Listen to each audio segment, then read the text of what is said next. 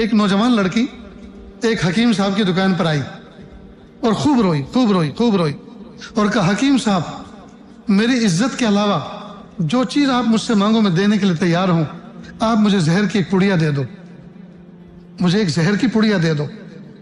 حکیم صاحب نے کہا بیٹا رونا دھونا تو بند کرو اور مجھے پوری تفصیل بتاؤ کہ تم رو کیوں رہی ہو اور زہر کی پڑیا کیوں مانگ رہی ہو۔ اگر تم تفصیل سے بتاؤ گی نہیں تو مجھے مسئلہ کیسے سمجھ میں آئے گا، پھر میں آپ کو دوائی کیسے دوں گا اور زہر کی پڑیا آپ کے کہنے پہ کیسے دے سکتا ہوں۔ اس نے کہا رو رو کر حکیم صاحب میری ساس ایسی ہے، یوں ظلم کرتی ہے، یوں ستم کرتی ہے، ایسا بولتی ہے۔ حکیم صاحب نے پوری تفصیل سنی، کہا بیٹی خاموش ہو جاؤ، آپ صحیح جگہ پر آئی ہو، ایسی ساس کا مر جانا بہتر ہے اور اس کو مارنے میں تمہارا بھرپور تعاون کروں گا، آپ بالکل فکر نہ کریں۔ اب وہ یہ سن کر ایک دم سے اس کے حوصلے آگے کہ وہ تو آئی تھی اس مقصد کے لیے کہ ساس کا کام ختم کرنا چاہتی۔ اب حکیم صاحب نے اس کو آشواسن دے دیا، یقین دلا دیا کہ میں اس کے مارنے میں آپ کا تعاون کروں گا۔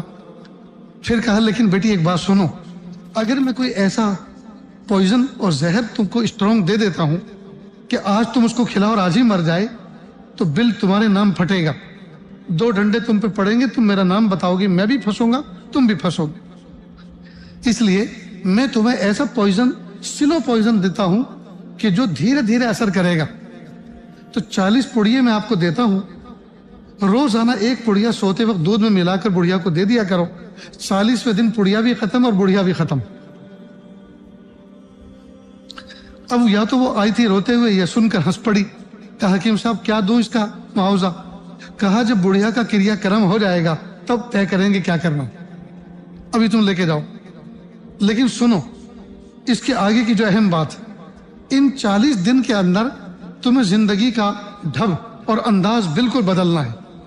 ایک تو آپ اس کو امی امی کہہ کے پکاریں، دوسرا آپ روزانہ اس کو گرم گرم کھانا کھلائیں، تیسرا اس کے نہانے کے لیے روزانہ پانی کی بالٹی بھر کے رکھیں، کپڑے صاف ستھرے دھلے دھلائے کھوٹی پہ لٹکا کے رکھیں اور کہ امی جان گرمی ہو رہی ہے، پسینہ بہ رہا ہے، آپ اپنے کپڑے بدل دو، تمہارے کپڑے میں نے دھو کے رکھے ہوئے ہیں، ان کو پہنو۔ اور رات کو سوتے ہوئے سر کے اوپر تیل لگانا ہے اور پیر دبانے ہیں، گلا نہیں دبانا، پیر دبانے ہیں اور امی امی کہہ کے پکارنا ہے۔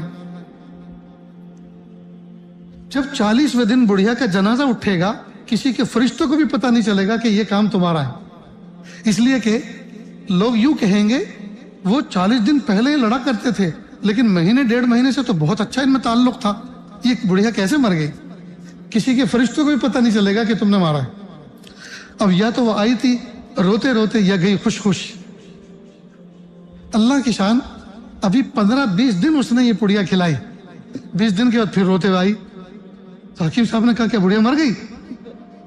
کہا حکیم صاحب وہ بات تو بہت پرانی ہو گئی، آپ یہ بتاؤ کہ آپ کے پاس کوئی اینٹی پوائزن بھی ہے، تریاق بھی ہے زہر کا جو زہر کے اثر کو ختم کر دے گا؟ کیوں کہ وہ جو میں نے 20 پڑیاں دی تھی میں چاہتی ہوں اس کا اثر ختم ہو جائے، 3 دن ہو گئے ہیں میں نے اب دوائی نہیں دی، وہ زہر کی پڑیاں نہیں دی، 20 دن کے بعد میں نے بند کر دی، اس لیے اس دن جو میں آپ کے پاس آئی تھی روتے ہوئے اس دن سچویشن الگ تھی، حالات الگ، اور اب معاملہ الگ ہے، اب تو وہ مجھے ماں کے برابر دکھ رہی ہے اور وہ میں اسے ماں کہتی ہوں، مجھے بیٹی بیٹی کہتے نہیں تھکتی، تو وہ جو دشمنی تھی، عداوت تھی، وہ جو ناچاقی تھی وہ تو ماضی ہو گئی اور اب تو حالات بہت اچھے ہیں، لہٰذا میں نہیں چاہتی کہ 20 دن کے بعد یا 40 دن کے بعد یا 80 دن کے بعد اس کا جنازہ اٹھے، مجھ سے نہیں رہا جائے گا اس کے بغیر، اس لیے حکیم صاحب میں اس کو امی امی کہہ کے پکارتی ہوں اور میرے دل اور دماغ میں وہ ماں جیسی سما گئی ہے، اب وہ مجھے بیٹی بیٹی کہہ کے پکارتی ہے اور جب بیٹی کہتی ہے تو میرا دل ہرا ہو جاتا ہے۔ کہ بیٹی سنو ایک بات، اللہ کا شکر ہے دوائی اپنی جگہ اثر کر گئی، کہا دیکھو وہ جو میں نے تمہیں پڑیاں دی تھی وہ زہر کی نہیں، وہ طاقت کی تھی، ان کو بھی کھلا دو اور ان کو نہ کھلا سکتی ہو تو خود کھا لو، انشاءاللہ مرے گا کوئی نہیں، اس لیے کہ وہ تو طاقت کی پڑیاں ہیں۔ زہر کہہ کر میں نے اس لیے دیا کہ اس دن جو تم آئی تھی تم زہر سے کم چیز پر راضی ہونے والی نہیں تھی، اس لیے مجھے زہر کے نام سے دینا پڑا۔ اس لیے انہوں نے زہر کے نام سے وہ پڑیاں دی، وہ زہر کی نہیں، وہ طاقت کی تھی۔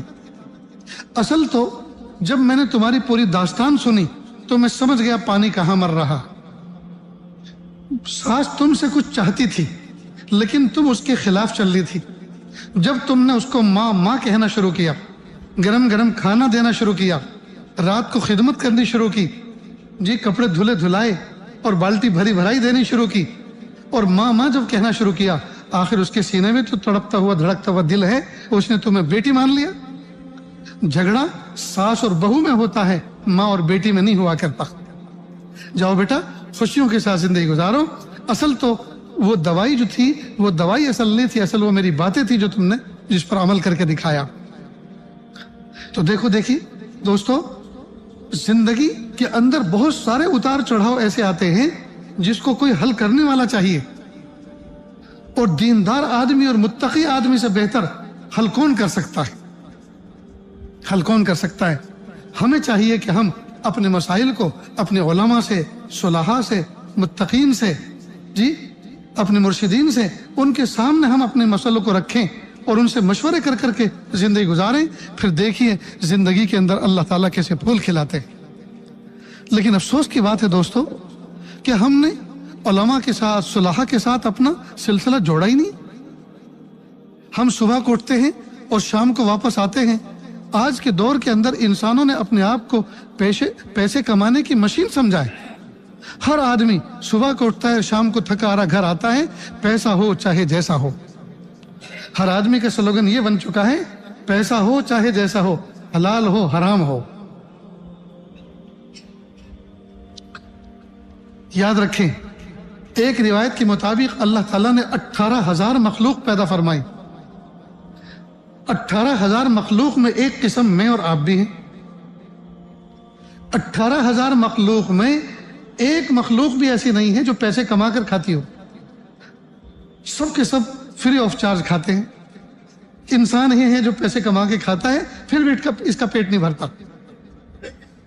حالانکہ انسان سے کئی سو گنا زیادہ کھانے والے اینیملز دنیا میں موجود ہیں۔ ہاتھی ہے، شارک مچھلی ہے، جی اونٹ ہے، گھوڑے ہیں، گائے، بیل، بھینس، گھوڑے، گدھے، یہ انسان سے کئی گنا زیادہ کھاتے ہیں، فری آف چارج کھاتے ہیں۔ اللہ پاک نے ان کو بھی تو پال رکھا ہے۔ اگر ہم زیادہ سے زیادہ توجہ اللہ کی ذات کی طرف لگائیں اور تھوڑی سی توجہ دنیا کے اندر لگائیں، اجملوا فی الطلب پہ عمل کرتے ہوئے، تو کیا ہم فاقوں سے مر جائیں گے؟